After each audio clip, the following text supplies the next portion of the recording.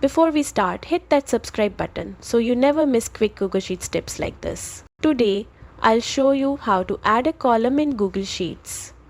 A simple but essential skill for keeping your data organized and flexible. First, open Google Sheets by going to sheets.google.com in your browser.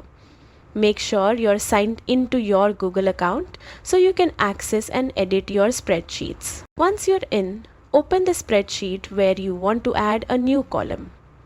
At the top, you'll see the column headers labeled A, B, C, and so on. Decide where you want the new column to appear.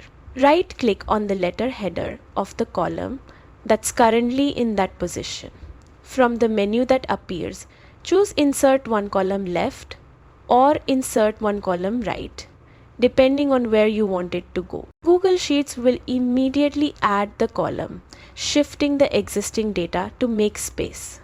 You can now enter any information you need into the new column. That's it. You've successfully added a column in Google Sheets.